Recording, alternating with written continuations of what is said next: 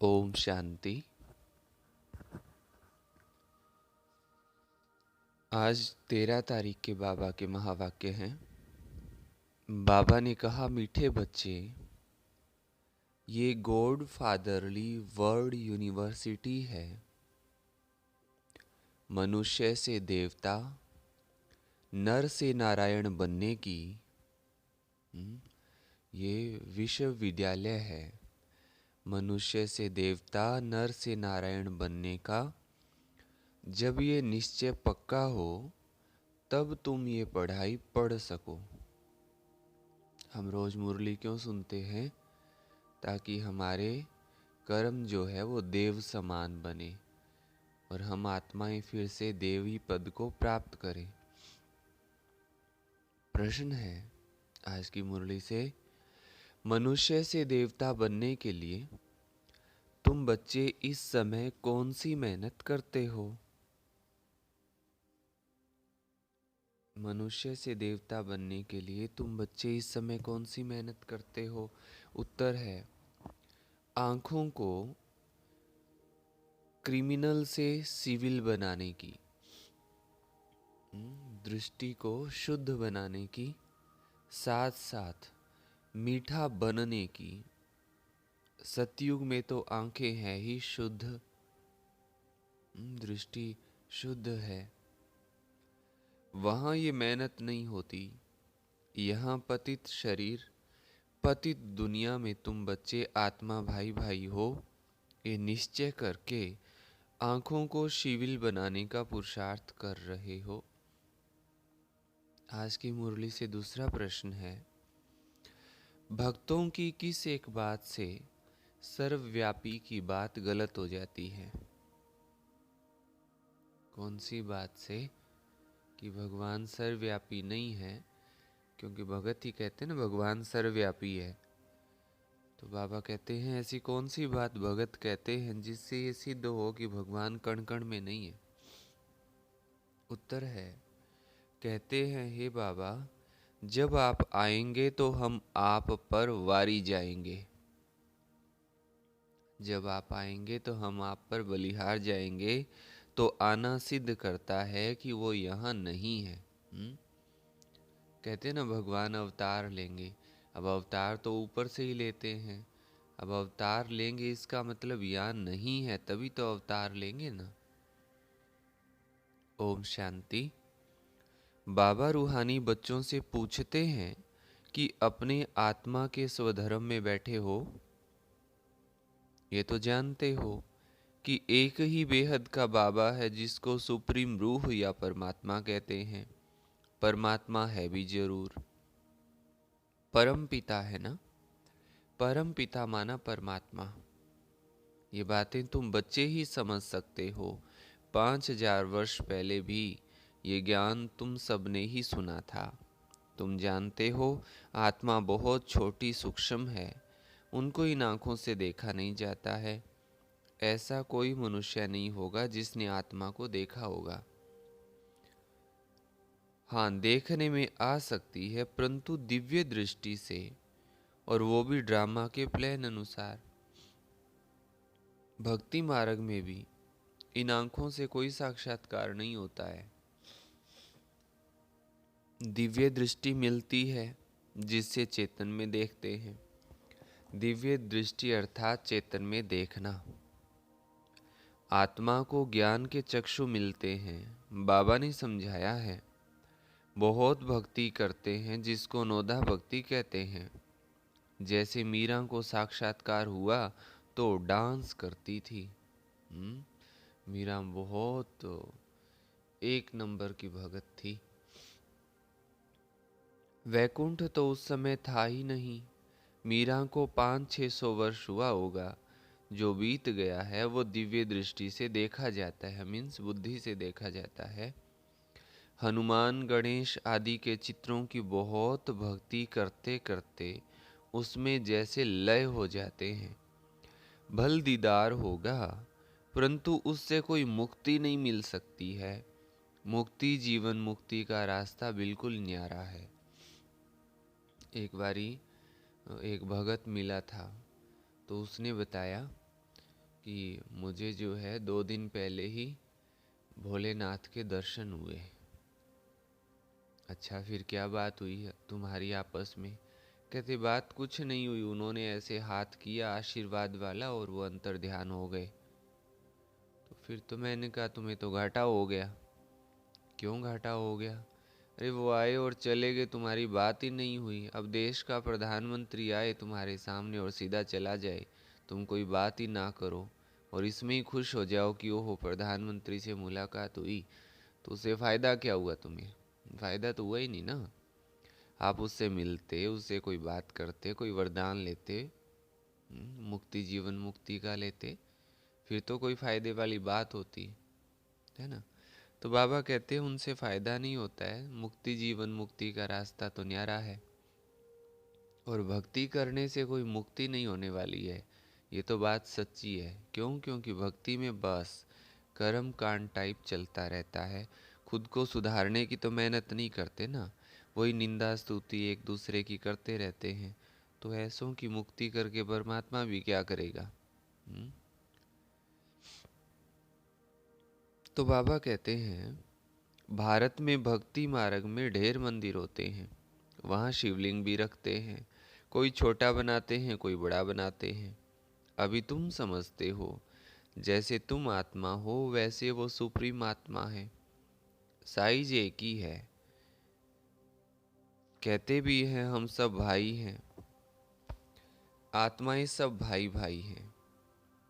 बेहद का बाबा एक है, बाकी सब भाई भाई हैं, पार्ट बजाते। ये समझने की बातें हैं, ये है ज्ञान की बातें जो एक ही बाबा समझाते हैं। जिन्हों को समझाते हैं वो फिर औरों को समझा सकते हैं।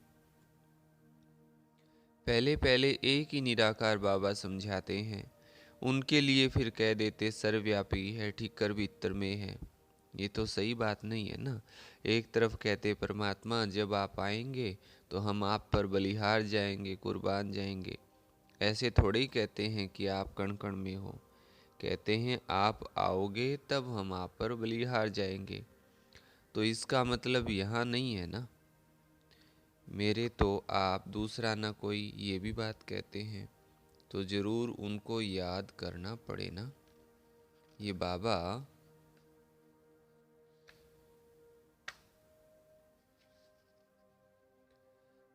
बैठ बच्चों को समझाते हैं, इसको रूहानी ज्ञान कहा जाता है।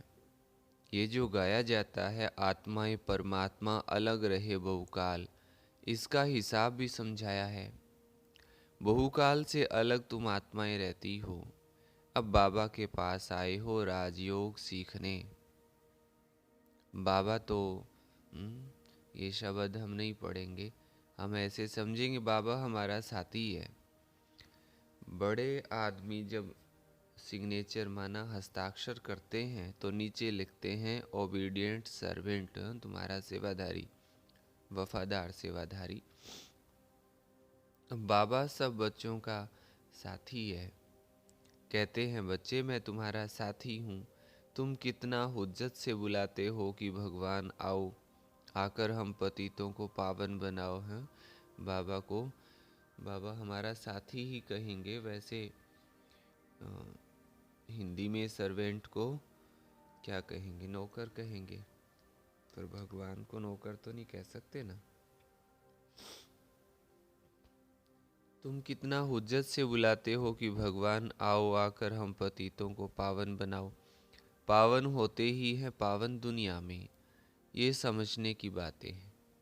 बाकी तो सब है कनरस। ये है परमात्मा की विश्वविद्यालय, है ना। मुख्य लक्ष्य क्या है? मनुष्य से देवता बनाना। बच्चों को ये निश्चय है कि हमको ये बनना है। जिसको निश्चय नहीं होगा वो स्कूल में बैठेगा क्या? निश्चय होगा तो वकील से, डॉक्टर से सीखेगा। मुख्य लक्ष्य का ही पता नहीं तो आएगा ही नहीं। तुम बच्चे समझते हो हम मनुष्य से देवता, नर से नारायण बनते हैं। ये है सच्ची सच्ची सत्य नर से नारायण बनने की कथा। कथा क्यों कहा जाता है? हैं? क्योंकि 5000 वर्ष पहले भी ये ज्ञान सीखा था ना, तो पास्ट को कथा कह देते हैं, जो बीत गया उसकी कहानी सुनाते हैं। यह है सच्ची सच्ची शिक्षा नर से नारायण बनने की। नई दुनिया में देवताएं, पुरानी दुनिया में मनुष्य रहते हैं। देवताओं में जो दैवी गुण है वो मनुष्यों में नहीं है। मनुष्य उनको देवता कहते हैं और गाते हैं, आप तो सर्वगुण संपन्न, 16 कला संपूर्ण, संपूर्ण निर्विकारी हो। और खुद को कहते हैं कि हम पापी नीच विकारी हैं। अब देवताएं कब थे? जरूर कहेंगे सतयुग में थे। तो ऐसे आरती गाते हैं तो उसमें लिखते हैं, विषय मैं मूरख खल कामी, ऐसे पाप हरो देवा। तो ऐसे गाते हैं, लेकिन गाने तक की है, वो खुद को मूर्ख समझते नहीं, खुद को तो बहुत ज्ञानी समझते हैं। तो बाबा कहते हैं देवताएं कब थे? तो जरूर कहेंगे सतयुग में थे, ऐसे नहीं कहेंगे कलयुग में थे। आजकल मनुष्यों की तमो प्रधान बुद्धि होने कारण बाबा के जो टाइटल हैं वो भी अपने ऊपर रख देते हैं। अब वास्तव में श्रेष्ठ बनाने वाला श्री श्री तो एक बाबा ही है। श्रेष्ठ देवताओं की महिमा अलग है। अभी है कलयुग सन्यासियों के लिए भी बाबा ने समझाया है।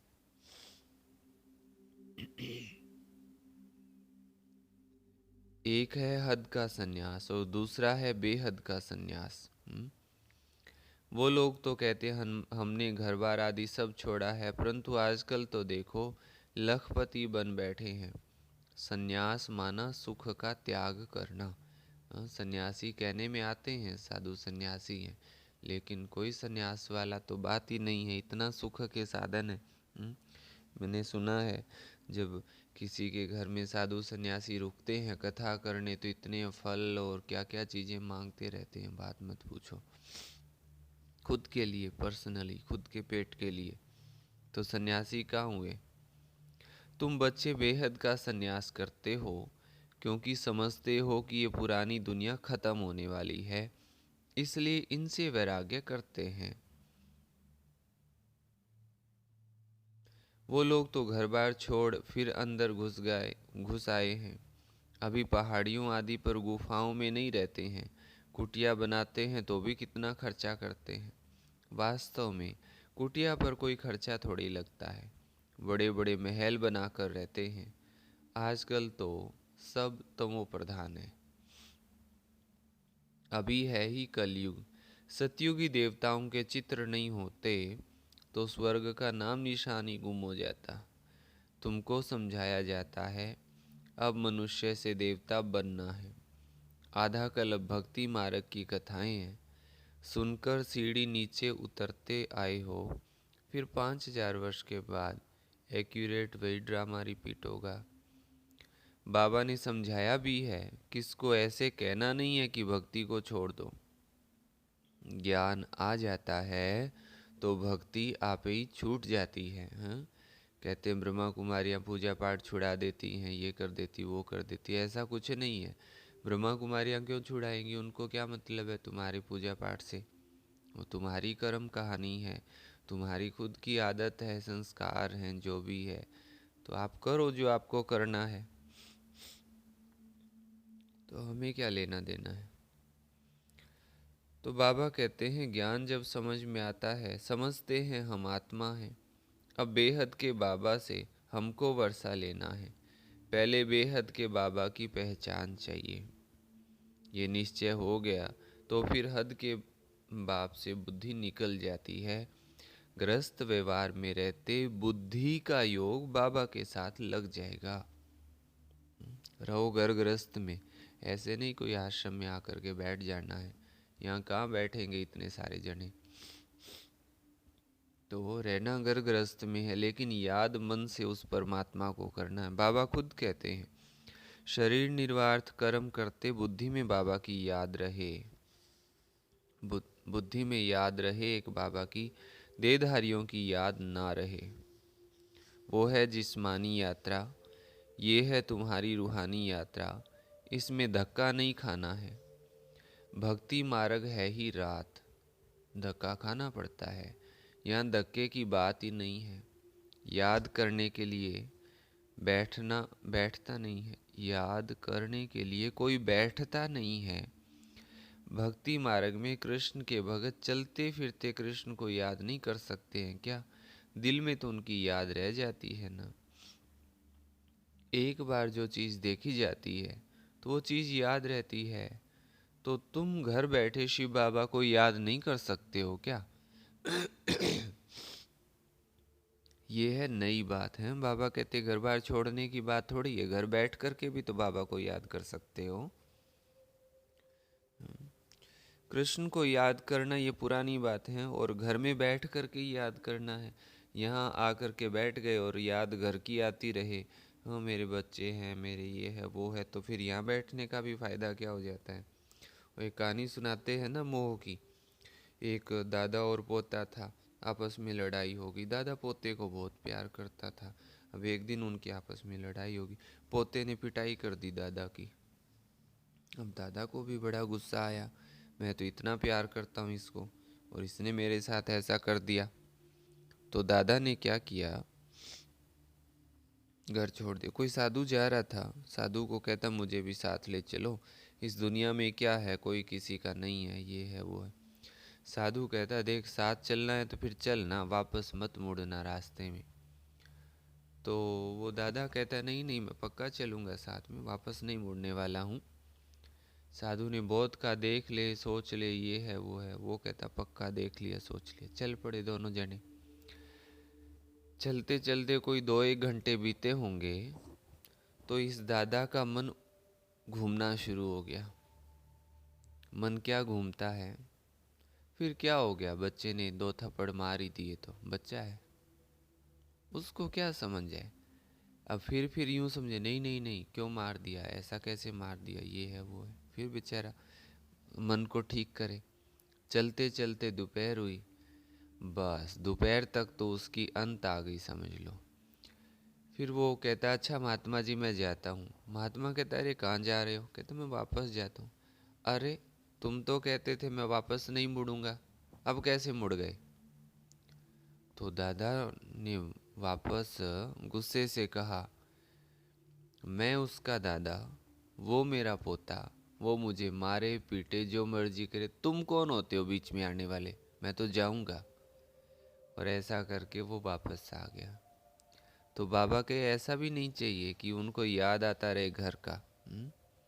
इसलिए घर गृहस्थ में रहते हुए बाबा को याद करना है। कृष्ण को याद करना ये तो पुरानी बात हो गई। शिव बाबा को तो कोई जानते ही नहीं है कि उनका नाम रूप क्या है, सर्वव्यापी भी क्या है, कोई बताए ना। तुम बच्चे जानते हो हम आत्माओं का बाबा परम पिता परमात्मा है। आत्मा को परमात्मा कह नहीं सकते हैं। अंग्रेजी में आत्मा को सोल कहा जाता है। एक भी मनुष्य नहीं जो पारलौकिक बाप को जानता हो। बाप वो बाबा ही ज्ञान का सागर है। उसमें ज्ञान है मनुष्य को देवता बनाने का। बाबा कहते हैं रोज गहरी गहरी बातें सुनाता हूँ, मुख्य बात है याद की। याद ही भूल जाती है। बाबा रोज कहते हैं अपने को आत्मा समझ, बाप को याद करो, मैं आत्मा बिंदी हूँ। कहते भी हैं चमकता है अजब सितारा। आत्मा शरीर से निकलती है तो इन आँखों से देखने में नहीं आती है। कहा जाता है आत्मा निकल गई, जाकर दूसरे शरीर में प्रवेश किया। तुम जानते हो हम आत्मा कैसे पुनर्जन्म लेते हैं, और लेते लेते अभी अपवित्र बनी है। पहले तुम आत्मा पवित्र थी, तुम्हारा गृहस्थ धर्म पवित्र था, अब दोनों ही अपवित्र बने हैं। जब दोनों पवित्र हैं तो उन्हों की पूजा करते हैं। आप पवित्र हो, हम अपवित्र हैं। वो दोनों पवित्र, यहाँ दोनों अपवित्र। तो क्या पहले पवित्र थे फिर अपवित्र बने, या अपवित्र ही जन्म लिया। अब बाबा बैठ समझाते हैं पहले तुम आत्माएं आप ही पवित्र पूज्य थी, फिर आप ही पुजारी अपवित्र बनी हो। 84 जन्म लिए हैं। सारे वर्ल्ड की हिस्ट्री ज्योग्राफी तुम जानते हो, कौन कौन राज्य करते हैं, कैसे राज्य मिला है। ये हिस्ट्री भी तुम बच्चे जानते हो और कोई नहीं जानता। तुम भी अभी जानते हो, पहले नहीं जानते थे। क्यों नहीं जानते थे? क्योंकि पत्थर बुद्धि थे। रचता और रचना के आदि मध्य अंत का ज्ञान नहीं था, नास्तिक थे। अभी आस्तिक बनने से तुम कितना सुखी बन जाते हो। तुम यहाँ आए ही हो ये देवता बनने के लिए। इस समय बहुत मीठा बनना है। तुम एक बाबा की संतान भाई बहन ठहरे ना। कुदृष्टि जा ना सके। इस समय मेहनत करनी पड़ती है। आंखें ही सबसे ज़्यादा विकारी होती हैं। आधा कल्प विकारी रहती हैं, आधा कल्प शुद्ध रहती हैं। सतयुग में देवी देवताओं की आंखें शुद्ध रहती हैं, यहाँ दृष्टि विकारी रहती है। इस पर सूरदास की कथा बैठ सुनाते हैं। बाबा कहते हैं मुझे आना ही पड़ता है पतित दुनिया में और पतित शरीर में। जो पतित बने हैं उन्हों को ही पावन बनाना है। पतित किसे कहेंगे? पतित कहेंगे मलेच्छ हो, जिसकी बुद्धि भ्रष्ट हो, जिसकी बुद्धि में गंदे ख्याल आते हों, वो पतित हैं, है ना। और इस समय तो सबकी बुद्धि में ऐसे वैसे ख्याल आते हैं, तो सारे ही पतित हैं। अब बाबा आए हैं पावन बनाने। तुम जानते हो कृष्ण और राधे दोनों अलग अलग राजाई के थे, राजकुमार राजकुमारी थे। पीछे स्वयंवर के बाद लक्ष्मी नारायण बनते हैं, तो फिर उन्हों की राजधानी गाई जाती है। संवत भी उनसे कहा जाएगा। सतयुग की आयु ही लाखों वर्ष कह देते हैं, बाबा कहते 1250 वर्ष है। रात दिन का फर्क हो गया। रात ब्रह्मा की आधा कल्प, फिर दिन ब्रह्मा का आधा कल्प। ज्ञान से है सुख और भक्ति से है दुख। ये सब बातें बाबा बैठ समझाते हैं। फिर भी कहते हैं मीठे बच्चों, अपने को आत्मा समझो। क्या समझो? खुद को बोलो मुख से, क्या समझो? आत्मा समझो। स्वधर्म में टिको, बाबा को याद करो, वही पतित पावन है। याद करते करते तुम पावन बन जाएंगे। अंतमति सो गति। बाबा स्वर्ग का रचयिता है ना, तो याद दिलाते हैं तुम स्वर्ग के मालिक थे। अभी पतित हो, इसलिए वहां जाने लायक नहीं हो, इसलिए पावन बनो। मुझे एक ही बार आना पड़ता है। एक भगवान है, एक ही दुनिया है। मनुष्यों की तो अनेक मतें, अनेक बातें हैं। जितनी जबान उतनी बातें। यहाँ है ही एक मत, अद्वैत मत। झाड़ में देखो कितने मत मतांतर है। झाड़ कितना बड़ा हो गया है। झाड़ माना कल्प वृक्ष। वहाँ एक मत, एक राज्य था। तुम जानते हो हम ही विश्व के मालिक थे। भारत कितना साहूकार था। वहाँ अकाले मृत्यु कभी होता नहीं है। यहाँ तो देखो बैठे बैठे ये गया, चारों तरफ से मौत है। वहाँ तुम्हारी आयु बड़ी थी। अभी तुम ईश्वर से योग लगा करके मनुष्य से देवता बन रहे हो, तो तुम ठहरे योगेश्वर योगेश्वरी, फिर बनेंगे ये राज राजेश्वरी। अभी हो ज्ञान ज्ञानेश्वरी, फिर राज राजेश्वरी कैसे बने? ईश्वर ने बनाया। अभी तुम जानते हो इन्हों को राजयोग किसने सिखाया? ईश्वर ने। वहाँ उन्हों की किस पीढ़ी राजाई चलती है? वो तो एक जन्म में दान पुण्य करने से राजा बनते हैं, मर गया तो खलास। अकाले मृत्यु तो सबकी आती रहती है। सतयुग में ये कायदा नहीं है। वहाँ ऐसे नहीं कहेंगे कि काल खा गया, एक खाल छोड़ दूसरी ले लेते हैं, जैसे सर्प खाल बदलते हैं। वहाँ सदैव खुशी रहती है, जरा भी दुख की बात नहीं है। पहले ज़माने में आप देखो पूरा आयु भोगते थे तो उनकी वैकुंठी निकालते थे, ढोल नगाड़े बजाते थे। वैकुंठी में उनको बिठा करके ऐसे ले करके जाते थे। वैकुंठी शब्द माना वैकुंठ, वैकुंठ स्वर्ग को कहते हैं। तो वैकुंठ शब्द से फिर वैकुंठी बनाया, तो वो वैकुंठी कहने लग गए, माना ये स्वर्ग में गया। अब देखो आप चारों तरफ, किसी की पिछले 20-30 सालों में वैकुंठी निकली है? मेरे ख्याल से किसी की नहीं निकली है। चलो 20 वर्ष तो मैं भी देख सकता हूँ, मैंने नहीं देखा किसी का वैकुंठी निकलते हुए।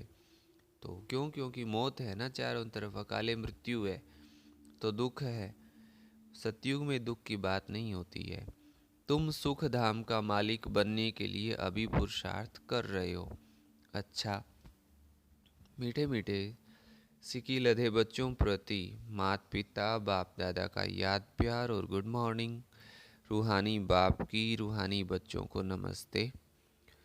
हम रूहानी बच्चों की रूहानी माता पिता बाप दादा को याद प्यार गुड मॉर्निंग और नमस्ते।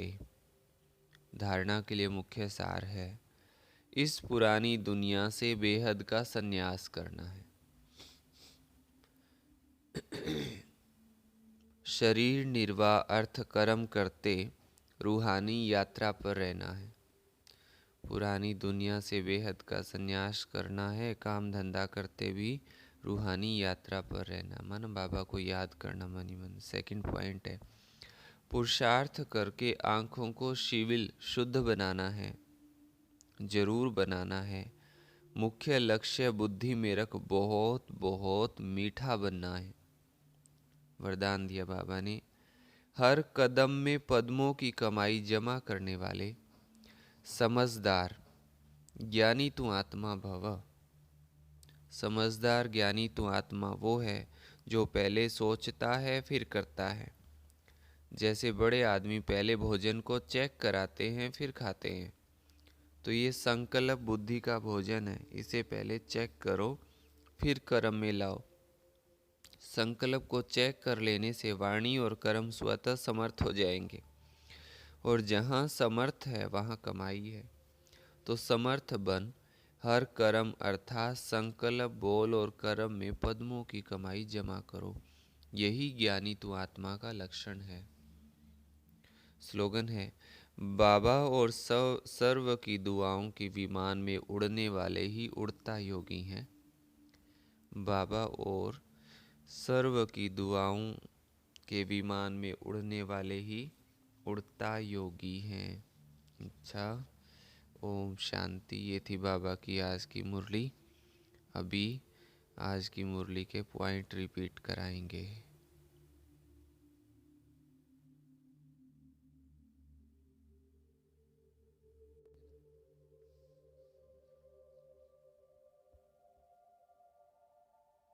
आज की मुरली से मुख्य पॉइंट्स। आज बाबा कहते यह गॉड फादरली वर्ड यूनिवर्सिटी है, मनुष्य से देवता नर से नारायण बनने की। फिर बाबा ने कहा कि आँखों को क्रिमिनल से सिविल बनाना है, साथ साथ मीठा भी बनना है। बाबा कहते भक्ति में बल दीदार होगा, परंतु उससे कोई मुक्ति नहीं मिल सकती। मुक्ति जीवन मुक्ति का रास्ता बिल्कुल न्यारा है।